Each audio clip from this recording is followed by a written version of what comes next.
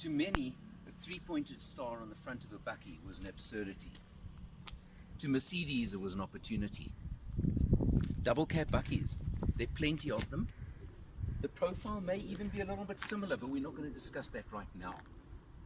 What is interesting is, look over here, this badge says V6 Turbo. This is the Mercedes X-Class 350d, powered by a 3-litre turbo diesel engine, putting out 190 kilowatts, yes, 190, and 550 newton meters of torque. That's a stonking engine. We'll talk about the engine more in a minute or two. You can see the massive ground clearance. You can see the side steps fitted on this vehicle over here.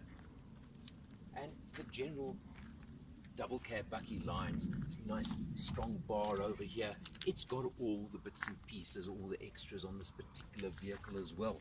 You come round, of course, the back, and this buck is loaded and rated for a ton, for a load of a ton.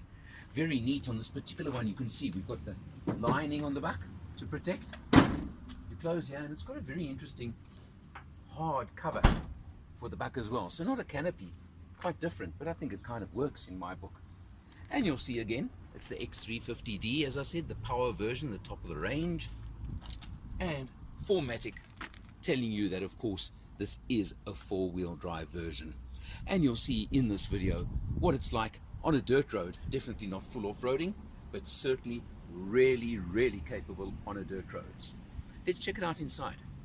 It's pretty comfortable, and even though we're bouncing around quite heavily and quite badly on this dirt road, it's not exactly uncomfortable by any means whatsoever, and I would say we're pretty comfortable in the vehicle itself. And as you see there, going through quite a ditch over there, I didn't even particularly slow down, and it handled it totally easily and comfortably without any stress or worries.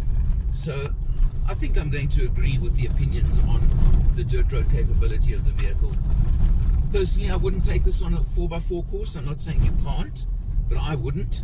But for a road like this, wow, I think it's done nicely. I'm in 4-wheel drive high mode at the moment.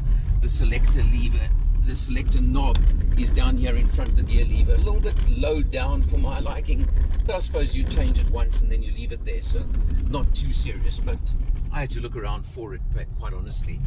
But overall, certainly lives up to reputation, I'd say, and I've got absolutely no complaints about the X350 anyway, but the capability on this nice dirt road. Now you can see we're just cruising along very, very happily on this road right now.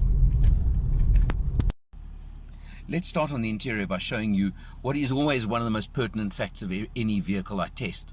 Done 550 kilometers so far on the test. 10.1 litres per 100 has been the average.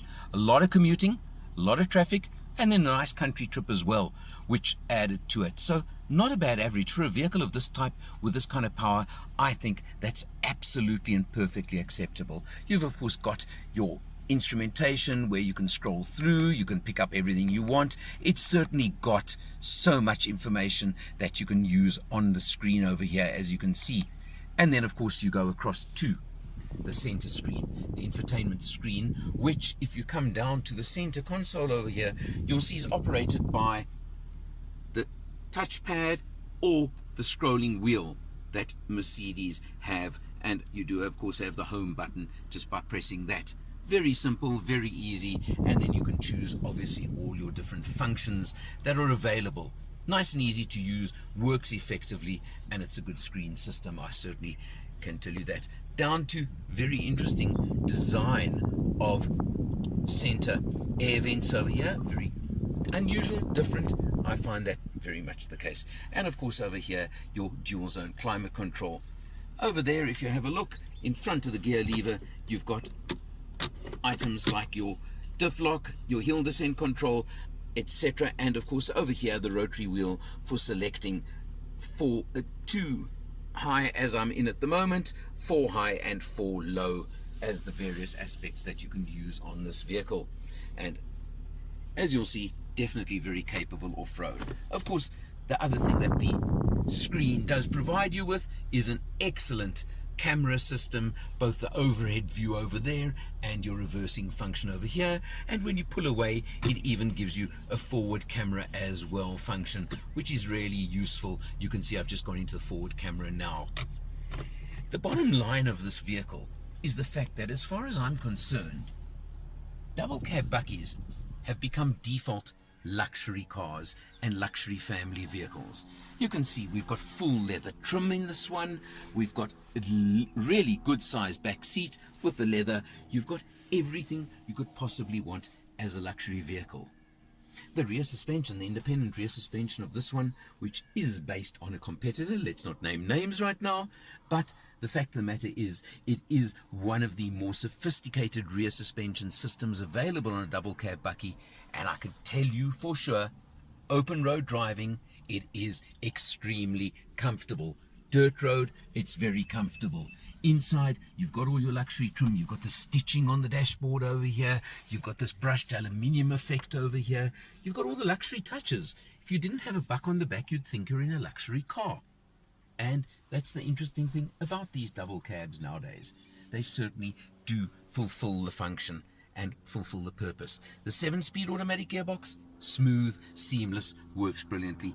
Absolutely no complaints. You even have multi-mode transmission. You have eco, comfort, which I used most of the time, dynamic, and of course an off-road setting, which I didn't even bother using when I put it on the dirt road, but it's for proper off-roading, so you can just click that button and change those.